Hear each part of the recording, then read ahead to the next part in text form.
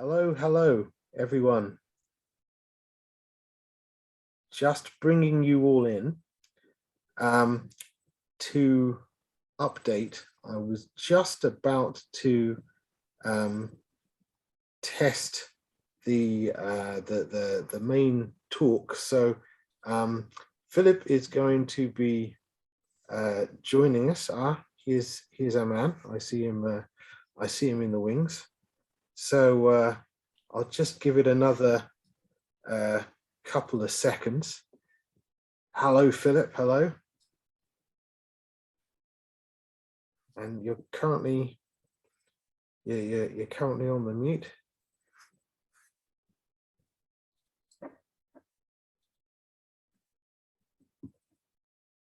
And then we'll begin.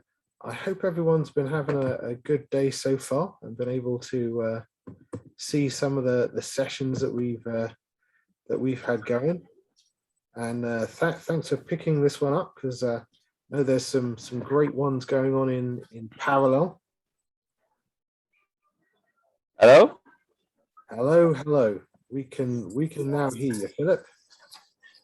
And I'll just let one or two more people in, and then we'll properly kick off.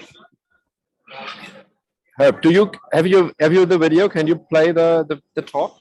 Yeah, so I can play it, but I was wondering if it works better coming from yours for when you. All right. Okay. It's fine. I'll try. So let me share the. Yeah.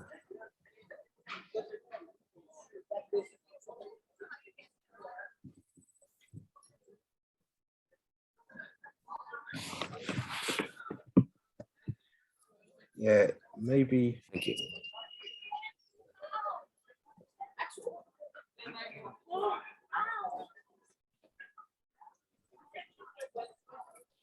Yeah, I was thinking the latency might be better where you are, but let's see. So can you see the video? At the moment, just the screen. So I just want to let you all know, lovely participants, this was specially recorded just for you. This wasn't a yes. This isn't us giving you like another sessions video.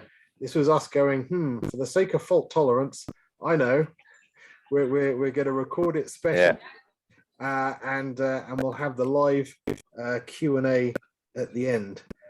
So yes. I hope everyone heard Mark yesterday, and all the good stuff that's going on around the sessions today, particularly the quiz in the evening. We would love some feedback for session 4AF, and I believe that the raffle system still works. So there'll be kind of prizes for comments, and I think if we've got that, if we think that's ready to roll for that, maybe we'll just try that, just get a little bit of the audio in and see if they're ready. Oh, okay. So can I start the video? Is it? Yeah. Okay. So all the people are there. That's good. Yeah. But first of all, first, yeah. Okay. I am muted. No. No. You can hear me. Okay, great. I just wanted to say hello in real life, and as I said, I will be here and I will be available for the Q&A afterwards. But I for making a smooth experience, I think it's better now to play the video, record it. I hope you can see it. Can you see it? We can enlarge it. You can. Great. So I will start it now, and the talk is about 20 minutes, and then we have 10 minutes for Q&A. So yeah. All right. Enjoy, and welcome from my side. I'm very happy to be here today. Thanks a lot for the possibility to speak.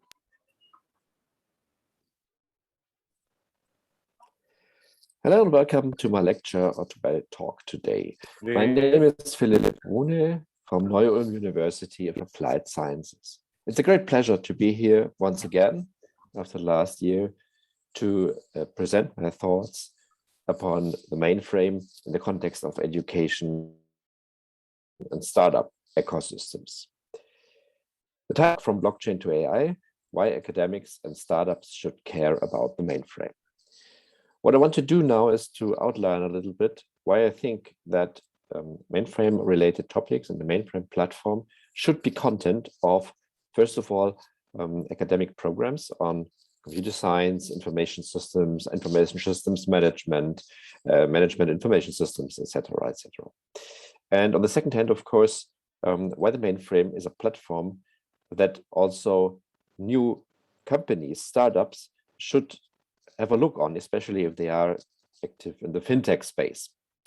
And so my background is from university. I'm a professor at Neuer University of Applied Sciences for business information systems engineering, but I'm also co-founder of a company called SQ Solutions, which is a German startup active in the fintech space and also providing services and consulting and implementation services in the context of legacy systems modernization, for example, for banks who want to modernize and transform their legacy applications and bring them together with new technologies.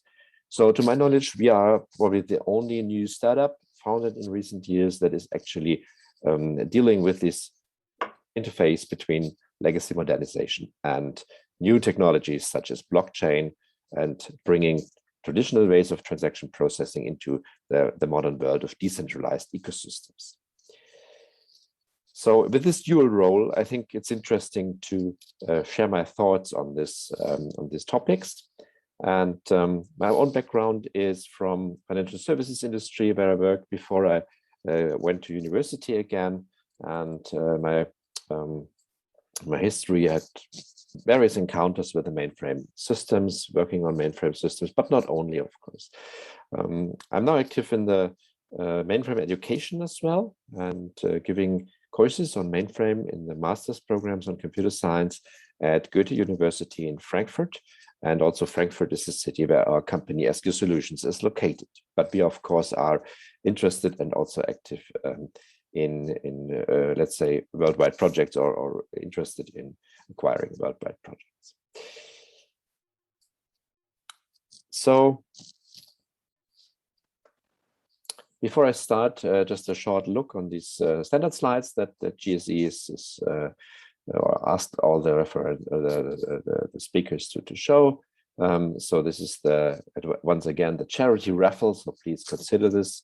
And before we start, let's just remind you of that. So the first aspect, of course, is why should academics care about the mainframe? And being an academic, an educator, and a researcher at university, I think that there are different reasons why the mainframe needs to and should be part of the curricula at university education. First of all, of course, the mainframe or mainframe-based information processing or mainframe-style information processing as a paradigm is still highly important in many industries. You know that, as we are here on the GSE event. And on the other hand, the public perception, that is in particular the perception in the academic space, is completely different. So the real importance and the real problems that we have in this area are nearly invisible in the academic space in most places. So the reason for that is that all kinds of academic research and teaching in this field nearly disappeared during the last decades due to various reasons. And one, of course, is that for decades now we're discussing about these old systems that are considered old and old-fashioned and super fluid because of new technologies and so on. And on the other hand, due to that, the academic and also the professional education therefore ignores a large part of today's mission-critical information systems, as we all know, because mainframes didn't vanish, rip and replace strategies failed, and still decision makers all around the globe believe that these things could work and that there's an easy way to migrate everything to the cloud or everything to COTS software or whatever they think. But we all know that most of these projects either failed or did not produce the results that actually were expected. And the reasons for that are numerous, but they are not really understood by many practitioners because they don't really have the background or the knowledge to understand what the mainframe actually is and what it can provide to the organization. And therefore, we probably are stuck with the problem of legacy modernization. And nowadays, also more and more decision makers, managers start to understand that maybe a more evolutionary style of modernization is actually crucial to bring their systems in the future and to enable digital transformation, to open up their legacy systems to be part of more flexible strategies. And on the other hand, due to the ongoing discussions for decades that the mainframes are not needed anymore, meanwhile, we have a big skill gap. Old mainframe stuff is retiring, and the young people do not very often receive the necessary education. On the other hand, of course, this means that any kind of mainframe-related know-how and education and knowledge is absolutely valuable for graduates from computer science programs. And on the other hand, to have a more positive look on it, it's not only about, let's say, filling the gaps. It's about understanding that the mainframe is still there, that there are reasons for this, why it is not completely replaceable by cloud and will probably never be. And on the other hand, IBM has done a lot in recent years to modernize the mainframe, and nowadays the mainframe is one of the absolute most cutting edge platforms you can buy for money. And it features a lot of current technologies, such as support for hybrid cloud, blockchain technologies, AI support, especially with the new generation, which is now coming with the Telum processor. And therefore, of course, the platform is fascinating for tech people, and therefore it's interesting for students.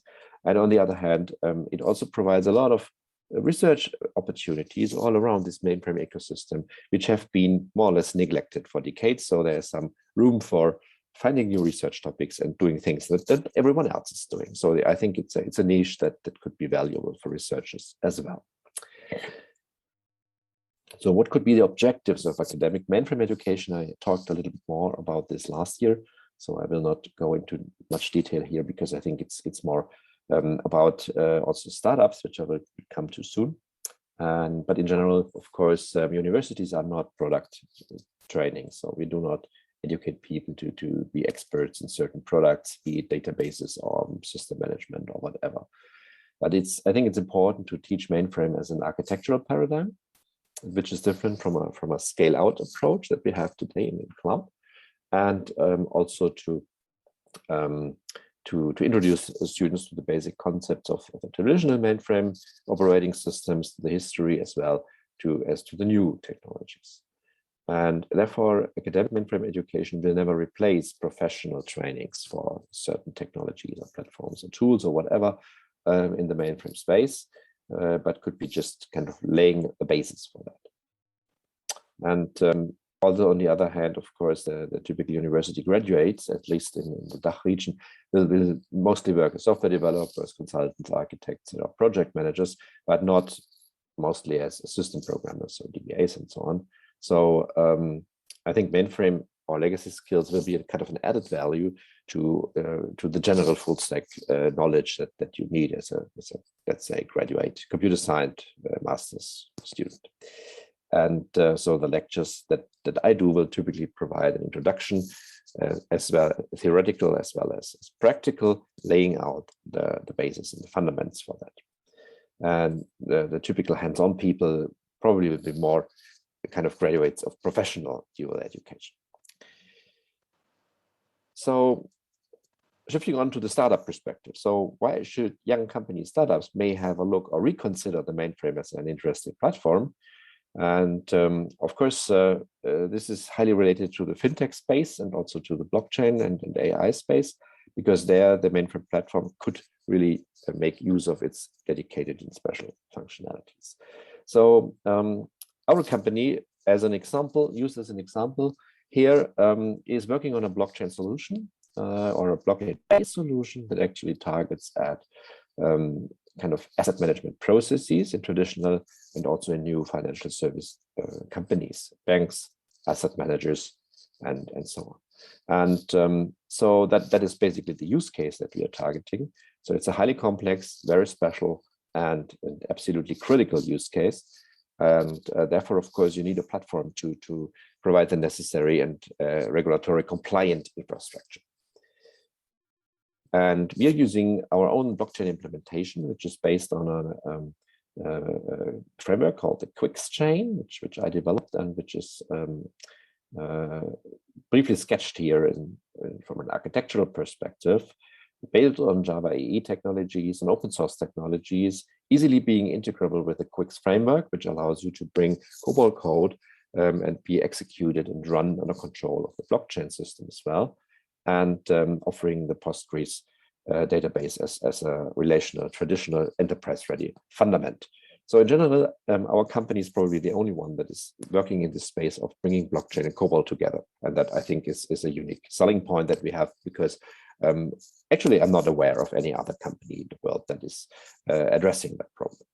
And so if you want to learn more, there's a research paper as well that I wrote, which you can find here. So you see directly the relation between research and practice in this example. So why I think about the mainframe as a startup. So you see the use case, which is just an example. There are probably similar use cases in other companies as well that follow this scheme. And when startups start up building their solutions and scaling their solutions, they typically look at the cloud, okay? And for startups, as well as for many other managers, the cloud nowadays has become kind of similar to using AWS, Azure, and so on. And also think about a scale out cloud-based infrastructure, which is running on, let's say, typical commodity hardware, mainly x86, sometimes ARM processors, and Linux, mostly Linux, Kubernetes, Docker style stuff, containerized applications, and a distributed data processing and storage paradigm. And typically the handle of more complex and more regulatory requirements like availability, security, has been shifted into such architectures to the application layer. So in that sense, that to ensure availability, for example, the application needs to be designed in a distributed way, maybe using different microservices and so on. So you have to take care of that in your own application design.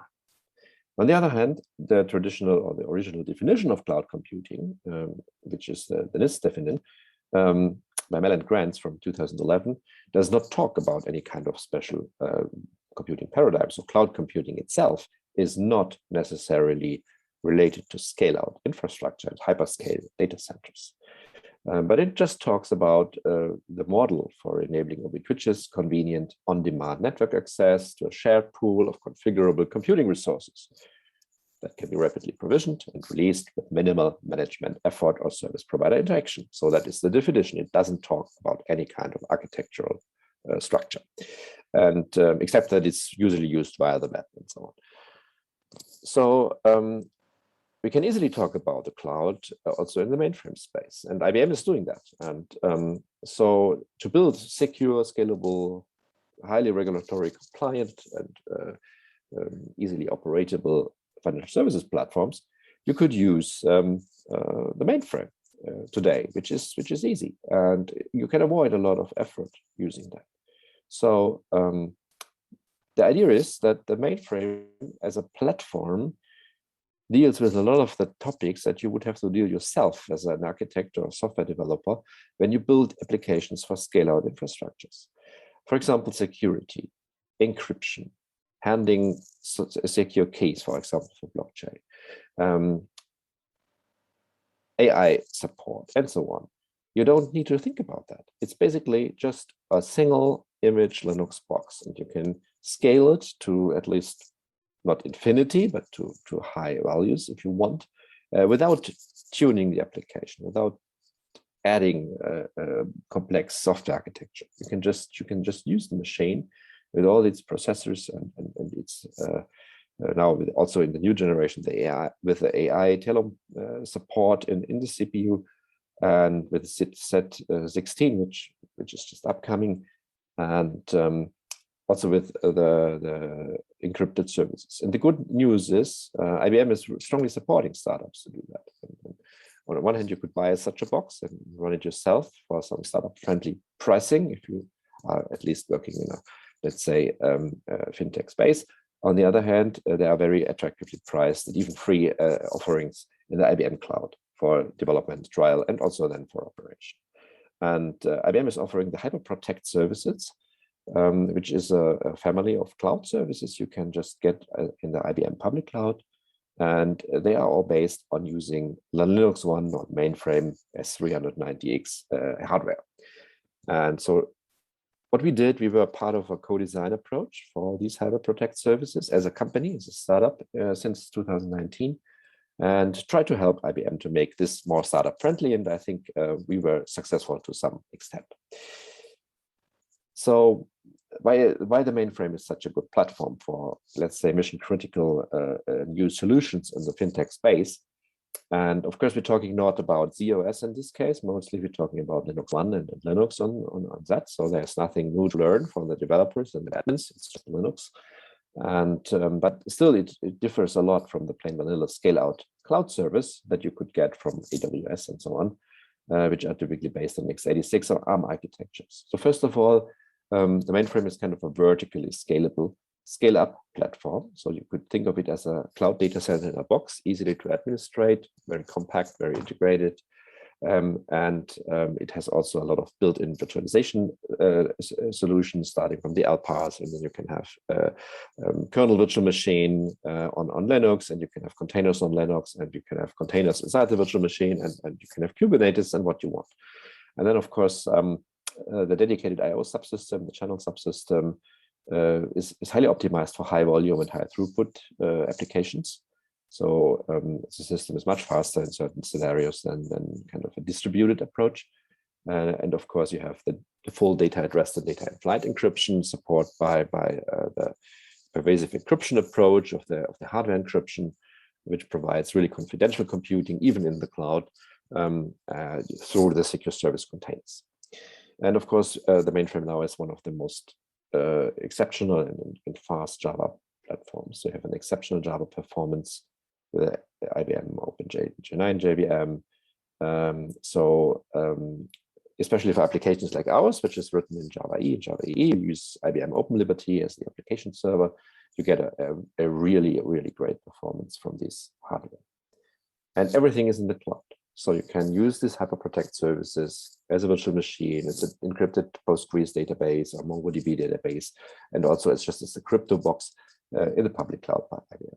So I didn't want to advertise, but I'm really excited about these offers. And I think they really could provide a new way for many, especially fintech startups, to redesign their IT operations and their IT deployments for their customers. And also, on the other hand, for established companies to make use of modern technologies in the mainframe space without even kind of knowing that it's a mainframe. I mean, of course, an architect needs to know that, but from regarding all the skills you need, you just have a Linux box. And as a developer, as an admin, it's just a normal Linux box. You can have it with Ubuntu or with Red Hat and OpenShift and whatever you want, but it still is a Linux box. And for a startup, of course, the pricing is also attractive because typically as a startup, you will probably not buy the Linux licenses, but you can use the open source, the free versions, because you typically have your own nerds on board, which are able to maintain that. And if you, of course, are a larger company or a bank or financial service institution, you probably will buy the support and the licenses through Red Hat or through IBM or through Canonical and so on. All right, so this was, I think, a kind of a quick overview on the reasons why, on one hand, academics, on the other hand, of course, founders, startups, and fintechs should care about the mainframe. And yeah, now I'm finished and looking forward to your questions. And of course, I would be very happy if you submit your feedback and discuss with me now. Thanks a lot.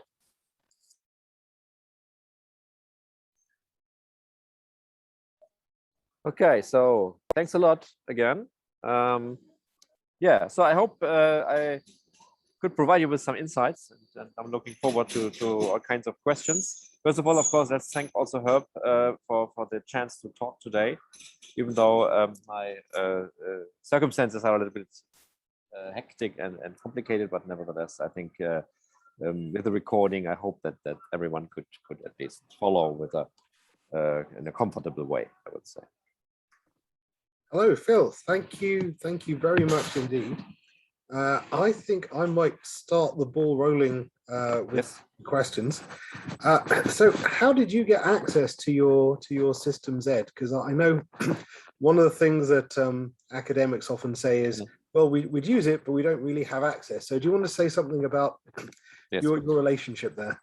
Yeah, so the systems that we use for education, actually we have different opportunities. So for the educational part, we have 2 machines which are physically located in Goethe University in Frankfurt and at University of Leipzig, which have been donated to us.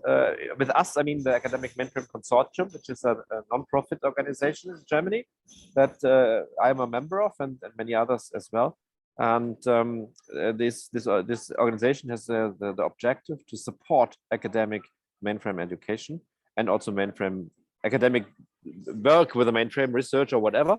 And we got donated by T-Systems to machines which are not very new, so they are ZBC12 machines, but they are running at the 2 universities, and with that we can basically teach everything. Currently, the ZBC12 is new enough to run the latest COS, so we can teach basically nearly all new features except the ZZX containers, which do not run on the instruction set of the old machine. But beside this, we have Linux there, we have KVM virtualization, we have ZVM, we have everything else. So we can show and teach these things. So these things are the software stack is basically free for academia, but the hardware not. But luckily we got donated the hardware, so that is a big thing, and I think for some years it will be sufficient to teach at least mainframe stuff. So and regarding the startup thing, of course, we use the HyperProtect VM in the cloud, which is free. You can have a free trial for some time, and there was also a program by IBM to give cloud credits to startups, so you can use that for some time for free. And it's a very recent, I think, Z15 or very recent machine with enormous performance. So that's the way how we access the hardware. So I think there is hardware. You can use the hardware. If you don't have any machine, you can talk, for example, to us if we can do something, as we not only have the goal to support single universities, but the education in general, of course. Or you can talk to IBM. There's the Marist College as well, and of course, yeah, there are different options. IBM has also the ZPDT offering, which could be sufficient if you don't do a lot and don't need the real hardware.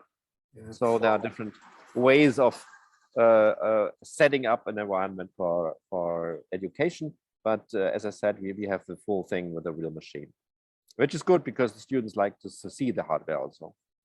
For sure.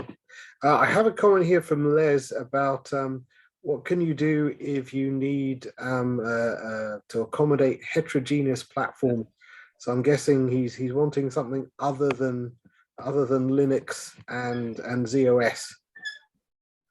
Okay, but what do you need? ZTPF or not the mainframe? I mean, the remaining operating systems are somewhat limited. You have ZVSE and you have ZTPF.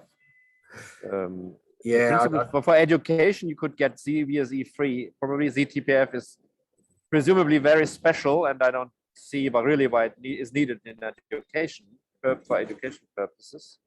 Yeah, so I guess it sounds like a case of horses for courses. So you might have some particularly special needs, but hopefully there's about enough there on the platform that you could do pretty much anything that you. Okay, someone wants to run Windows as well. Well, Windows is not running on the mainframe, except you use an. So what you can do, you can run it on the mainframe. You can use an emulator from x86 on a Linux on Z. That works, but of course it's not a probably not very quick or fast solution. But technically it's possible, but it's not I don't really see the use case for that, but yeah, you could, in principle, you could do that. I'd be interested. What kind of startup are you running if you're looking to run your Windows on a mainframe? But yeah, maybe there's a conversation in there. Yes. One of the things I was wondering is so. So if you need Windows for your own application, then I think one should really talk about, okay, is it .NET? Then you can run it on Linux natively. So there's .NET nowadays for Linux. Is it written in a kind of native language? Then of course, then it's bound to the x86 platform, or maybe ARM, but it's still better. So I don't really see the relation to the mainframe space then.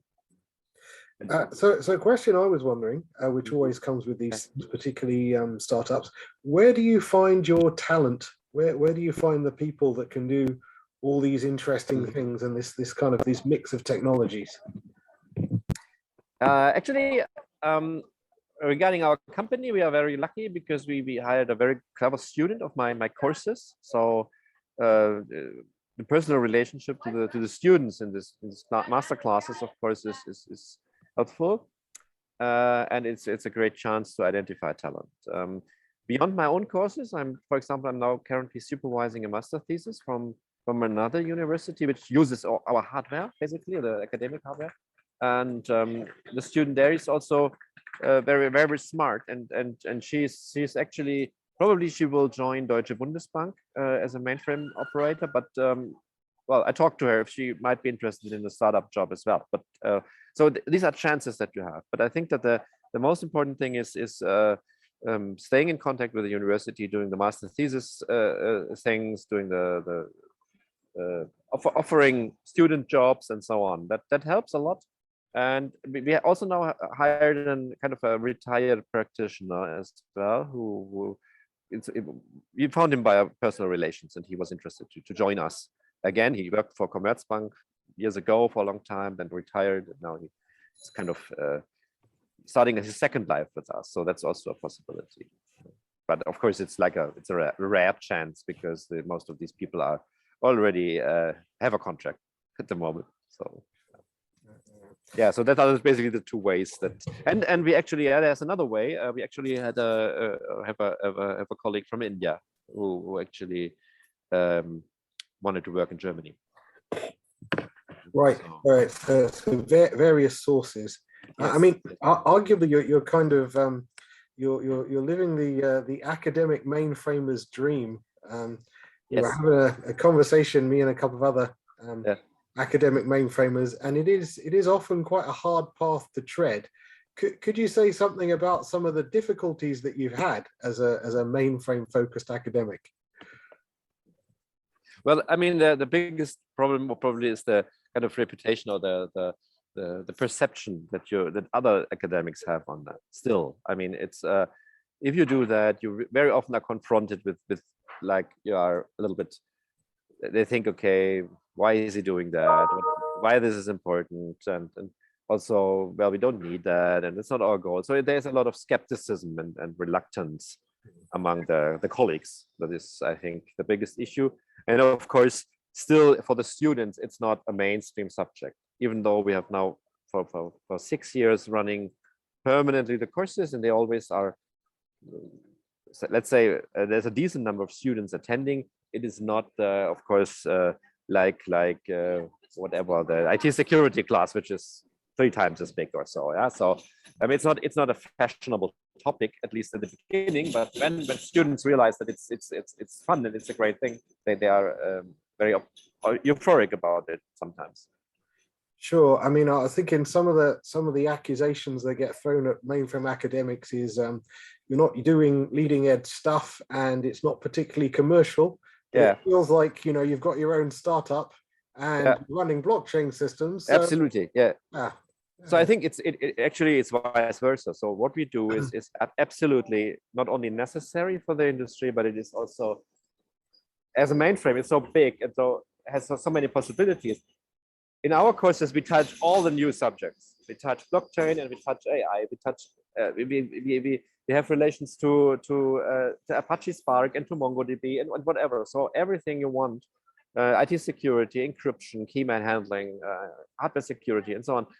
There are so many aspects that the mainframe also addresses, that as soon as you have the students and you have the topics, it's great, because you could basically do everything that you want in research or teaching and relate it to the mainframe somehow.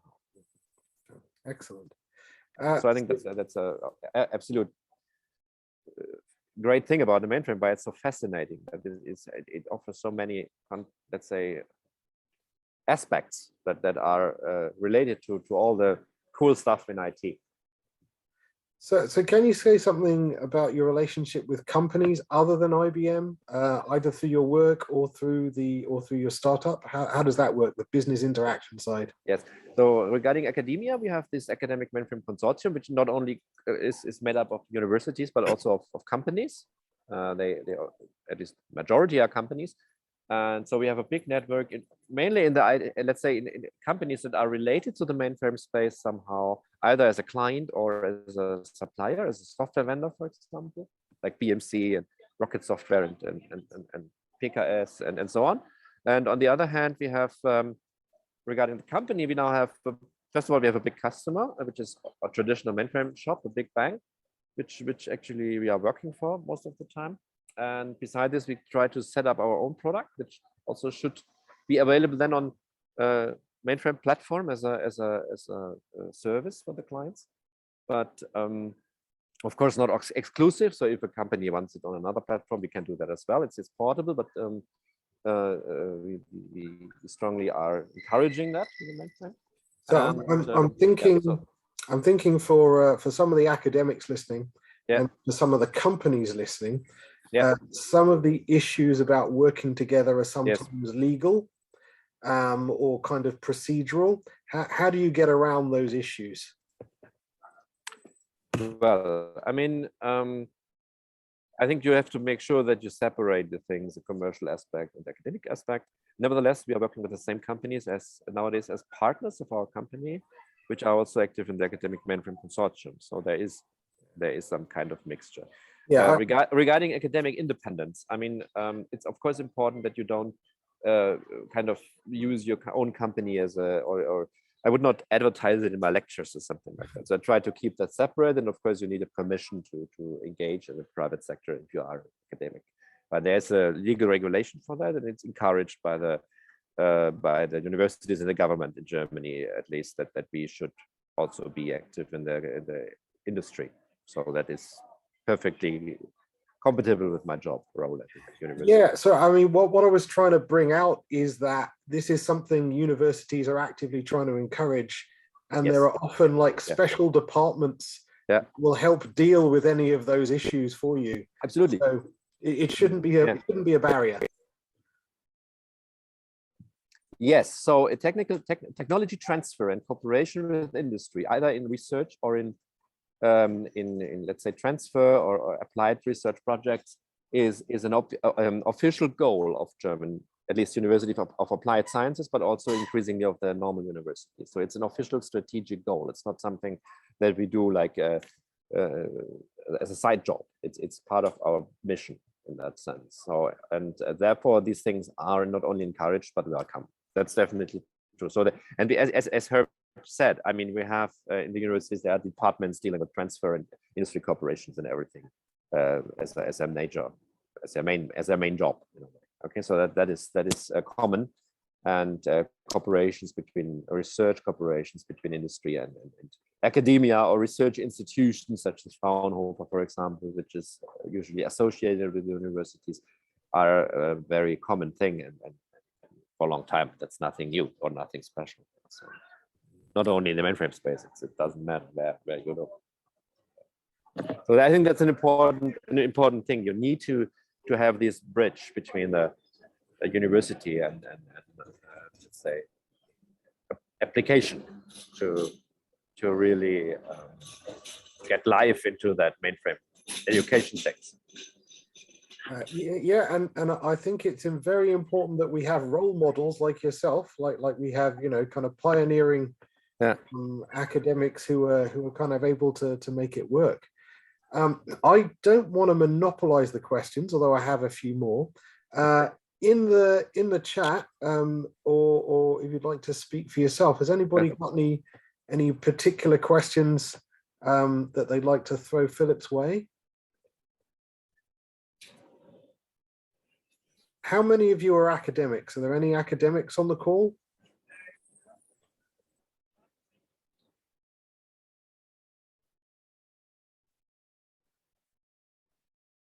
Maybe not, because they're not that shy usually.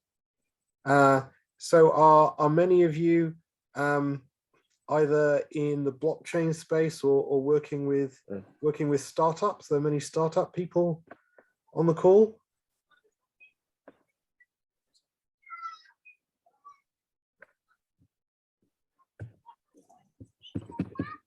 We have so if you are there,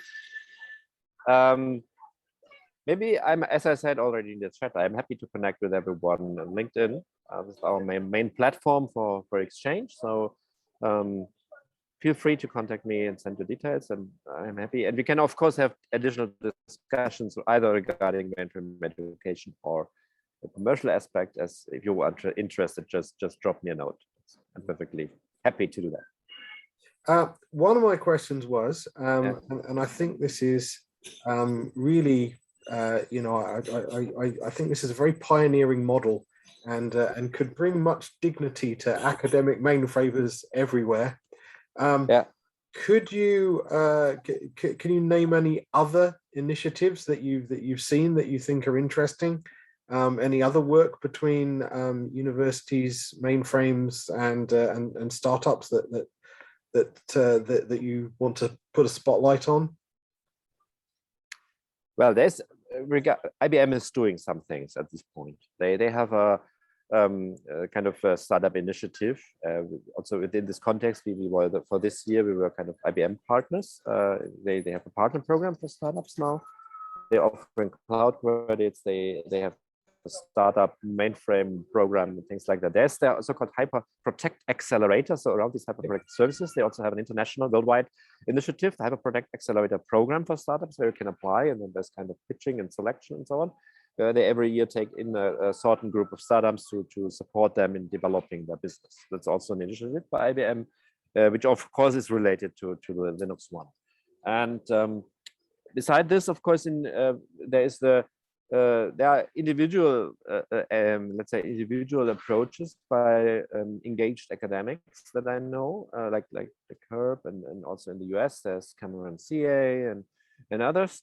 But such an initiative as the Academic Mainframe Consortium, they really have a joint effort with kind of a non-profit organization with all the structures and so on. Actually, I don't know any other example of where such kind of collaboration is done. So that I think we are really at the forefront. And of course, the idea would be that maybe in other countries, these things could, there could be similar things in the future. And they could collaborate, of course. Yeah, I think it's great. I think it's the kind of thing that there's definitely room for more of. And there's, of course, the academic initiative and the Master the Mainframe contest by IBM, which is also kind of a wide range initiative. But yeah, so it's more like a let's say entry level approach. Yeah, a good way to dip a toe in. I was thinking some of the things I've seen on Hyper Protect Accelerator. They've got some very interesting startups in fintech, in health tech, in the type of things that academics would often be interested in as a case study. Yes. And you can kind of see how there's a lot of ready overlap between the type of things that people are trying there and the type of things that academics would be interested in. And I think it's just a matter of time before we start to see this kind of growing outwards.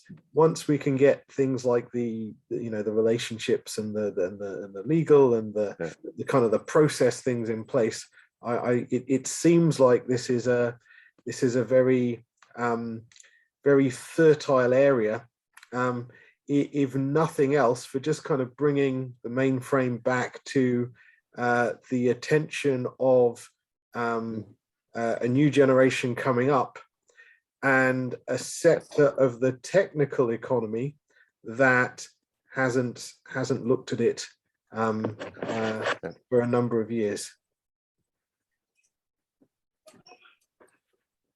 Okay, Herb, that was a great closing note, closing sentence. Well, I mean, if you wanted to, if you had something to find, so particularly if you wanted to suggest another session, or an event to take part in during this 2 weeks, that would be very welcome. Okay, thank you a lot. Okie dokie. So okay, thanks Herb again for the invitation. It was great, and as I said, I'm looking forward to all kinds of contacts, interactions. Please let me know, and I would love to get in touch with you sometimes face to face, of course. Fantastic. Again. So next time, maybe in person at GSE. Yeah, would be great. Yeah, hopefully we all hope that. Yeah. So thank you very much, and please do use the link for the feedback for this session, and yes. If we're gonna finish it now, and just thank you once again, Philip, for talking about your experiences. Yeah. You're welcome. Thanks a lot. Okay. Have a nice evening, man. Yeah. And by the way, I uploaded the slides also in the platform, so I hope they can be distributed then. Okay. Okay, thanks a lot. Thanks very much, folks, and we will see you at the next session. Yes. Bye-bye.